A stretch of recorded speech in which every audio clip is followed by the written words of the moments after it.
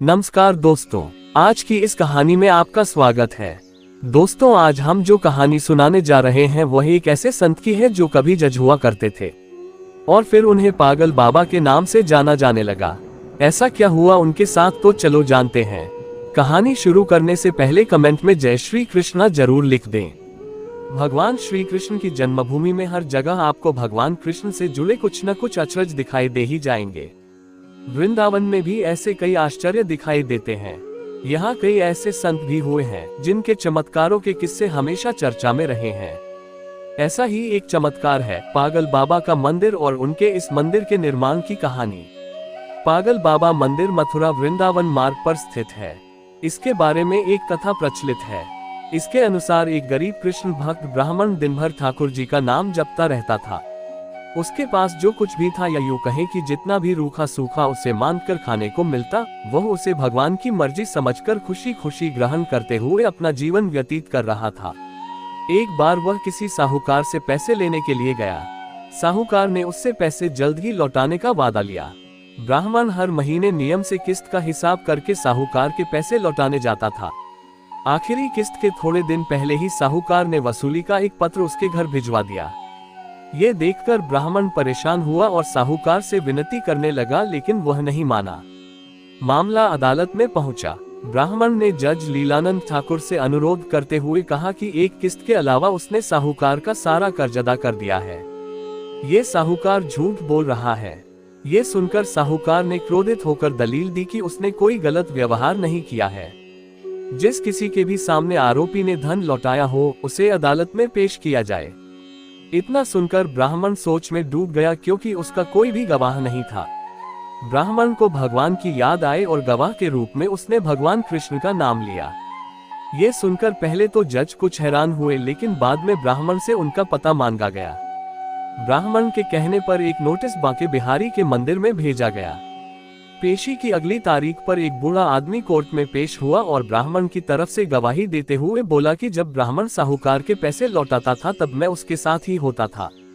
बूढ़े आदमी ने रकम वापस करने की हर तारीख को कोर्ट में मुंह जुबानी बताया, जैसे उसे सब कुछ एक एक तारीख के हिसाब से याद हो। साहूकार के खाते में भी बूढ़े आदमी द्वारा बताई गई रकम की तारीख भी सही निकली। साहूकार ने राशि तो दर्ज की थी, लेकिन नाम फर्जी लिखे थे। इसके आधार पर जज ने ब्राह्मण को निर्दोष करार दे दिया। लेकिन जज अब तक हैरान थे कि इतना बूढ़ा आदमी इतनी तारीखें कैसे याद रख सकता है। जज ने उसके बारे में उस ब्राह्मण से पूछा कि यह बूढ़ा आदमी कौन है। तो ब्राह्मण ने उत्तर दिया कि वह सब जगह रहता है, लोग उन्हें श्याम, कान्हा, कृष्ण आदि नामों से जानते हैं। इसके बाद जज ने फिर से उससे पूछा कि वह बूढ़ा आदमी कौन था। फिर ब्राह्मण ने कहा सच में उसे नहीं पता कि वह कौन था। जज बड़ी हैरानी हुई। उनके मन में सवाल आ रहे थे कि आखिर वह आदमी कौन था। इसी पहेली को सुलझाने के लिए जज अगले दिन बांके बिहारी के मंदिर में पहुंचे। वह जानना चाहते थे कि आखिर बीते दिन जो आदमी अदालत में आया था वह कौन था। मंदिर के पुजारी से जब जज ने पूछा तो उन्होंने बताया कि जो भी चिट्ठी पत्री यहाँ आती है उसे भगवान के चरणों रख दिया जाता है। जज साहब ने उस बूढ़े आदमी के बारे में भी पूछा, लेकिन पुजारी ने कहा ऐसा कोई भी आदमी यहाँ नहीं रहता है। ये सब बातें सुनने के बाद जज को लगा कि वह श्री कृष्ण ही रहे होंगे। इस घटना का जज पर इतना असर पड़ा कि उन्होंने अपने पद से इस्तीफा दे दिया और घर परिवार भी छोड़ दिया और स्वयं एक संत बन गए। स्थानीय लोगों का मानना है कि बहुत सालों बाद वह जज पागल बाबा के नाम से वृंदावन में लौटे और उन्होंने पागल बाबा मंदिर का निर्माण कराया।